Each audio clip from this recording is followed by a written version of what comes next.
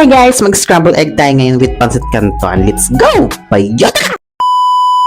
So, hi, hello mga Bex. Welcome back to my channel. It's me, Jenny Pascua. And for today's episode mga bayot is magluto tayo ng pancit canton bayot na haluan natin siya ng scrambled egg bayot. So, ayan guys, sa mga hindi pa alam kung bakit ganyan ang lutuin ko ngayon, is yan yung gusto kong kainin for today's video. So, ayan guys, sa mga hindi pa alam kung bakit ganyan ang pagkakaluto is inventuism ko lang yung mga bayot. Kung sa mga gusto lang kumain ng mga ganyang lasa bayot is optional lang yan siya bayot. Kung gusto niya ng ganyang pagkakaluto, gawin nyo na lang bayot. So, ayan guys, no, i-prepare na natin yung ating mga sibuyas, bawang, and then yung ating preparation bayot. Ayan na siya. So, ayan guys, magpakulo muna tayo ng mainit na tubig sa ating kaldero. Ayan, pakulo natin ng tubig. And then after yan guys, pag kumulo na siya, ilalagay na natin yung ating pancit canton bayot. So, hindi ko in-expect bayot na napakadami naman pala niyang dalawang yan. Nakala ko maliit lang at konti lang.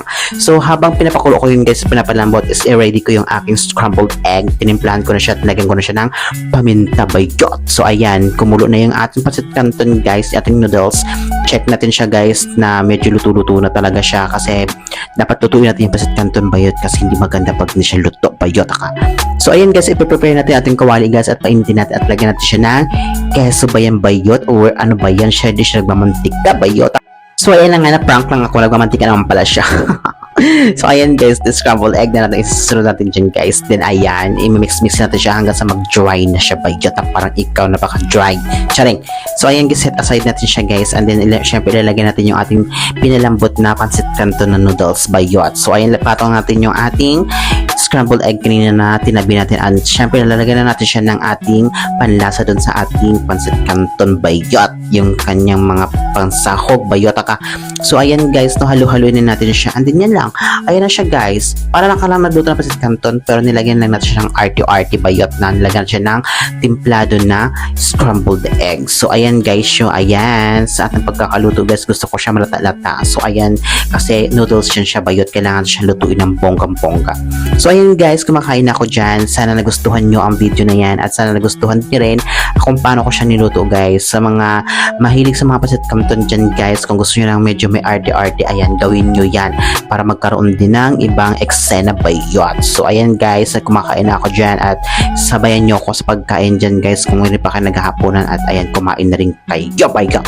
So, yung mga kamatis dyan na nakalagay guys is nilagay ko lang yan siya kasi masasayang lang yan kung hindi ko siya magagamit is mabubulok lang siya. So, ayan, nilagay ko yan siya dyan para magamit at makain din siya bayot. So, ayan guys, dito na matatapos ang ating voice over daw ko no bayot. So, ayan, kumakain na ako dyan guys at sabayan nyo ako at kumain na rin kasi yung pagkainan. And then, syempre, huwag yung kalimutang i-like at i-subscribe ang ating YouTube channel, ang ating Facebook page bayot Jenny Pascua bayot. Huwag yung kalimutan bayot So, ayan, kumakain na tayo dyan and huwag yung kalimutang i-like at i-share ang ang ingay ng yung aeroplano. So, ayan guys, no, huwag yung kalimutang i-like at i-share ang ating Facebook page at para makapanood ng mga ibang tao na hindi pa updated sa ating mga video bayot. So, hanggang dito na lang guys. Happy evening sa inyong lahat and thank you for watching and goodbye.